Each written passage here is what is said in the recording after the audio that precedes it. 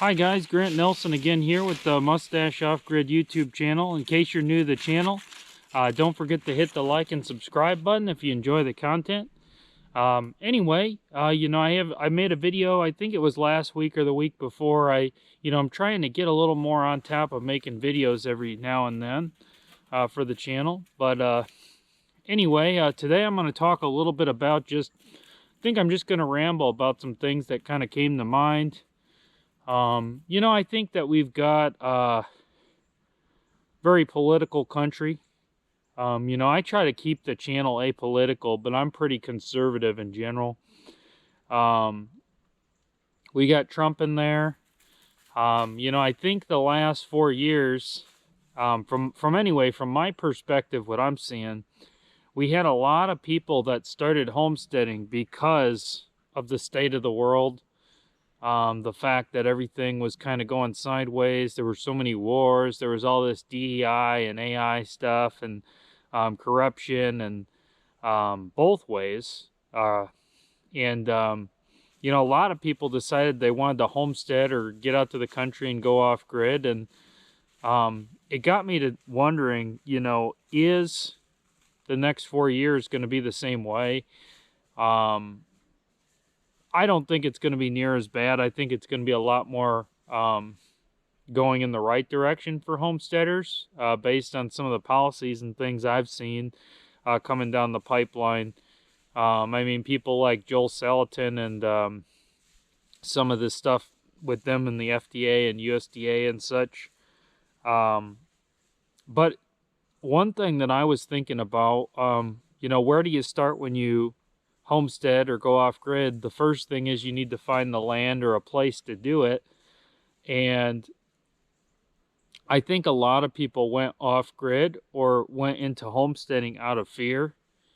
And a lot of people didn't do it for the enjoyment. I think there is some enjoyment in it to some people, but I think a lot of people did it out of fear. And I think that possibly in the next 4 years, there might be a little bit of buyer's remorse in a way. I think there's a lot of people that aren't going to be tired of homesteading or tired of farming or tired of off-grid living the next 4 years.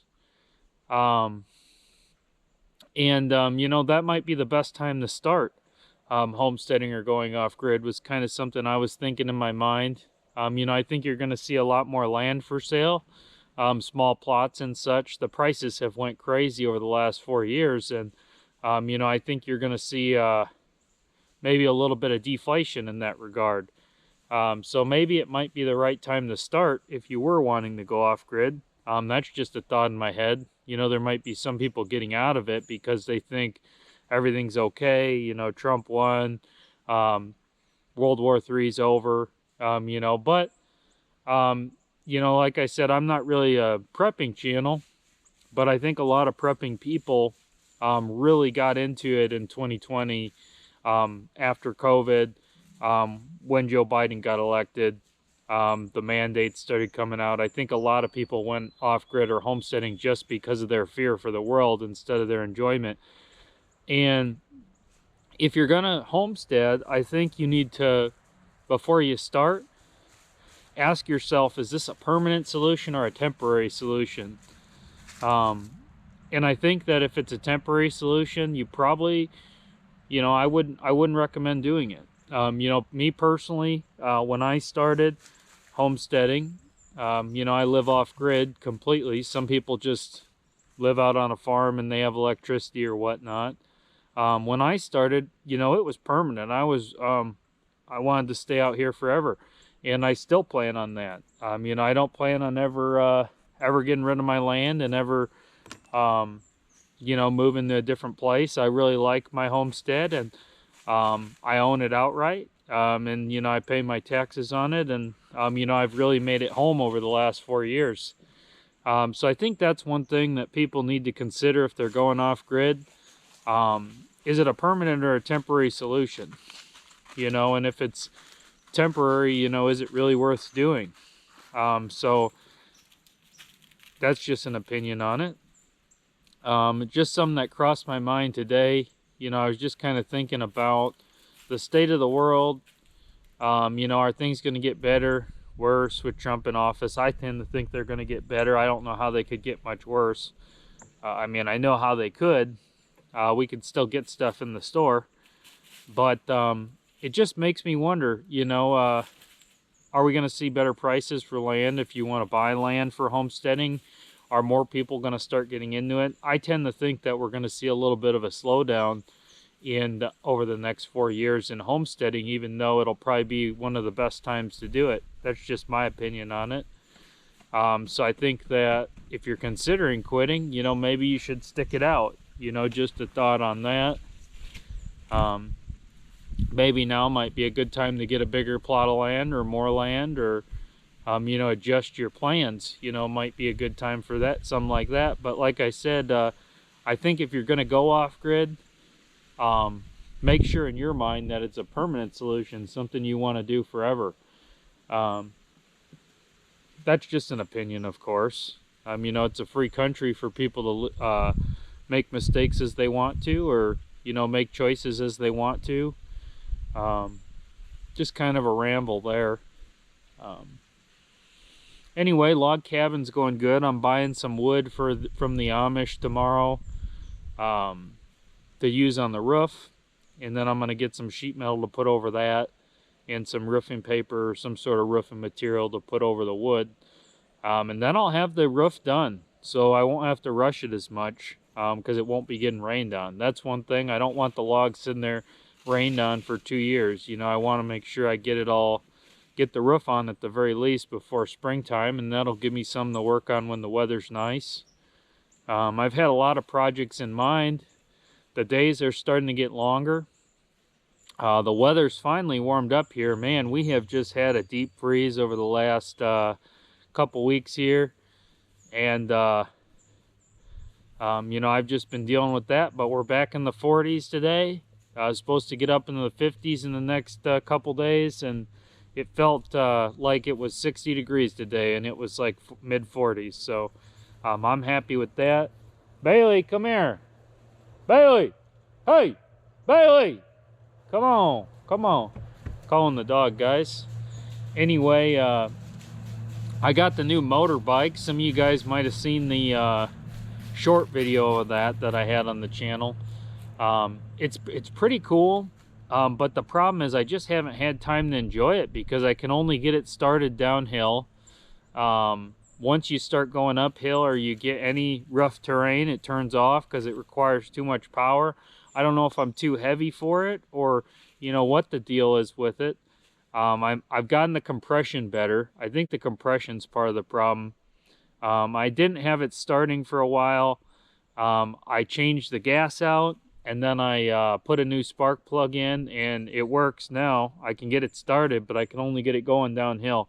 I also think I need to adjust the throttle, because it seems like it goes full bore when I'm on it. But I also think that I might have too much gas because the choke's on. You know, it might be getting too much gas in that regard. So couple adjustments on that, but it seems like a pretty cool thing. It's not exactly off grid. It uses gasoline, but all right, here's what it looks like. You can see it's a small 2-cycle motor, similar to a chainsaw motor.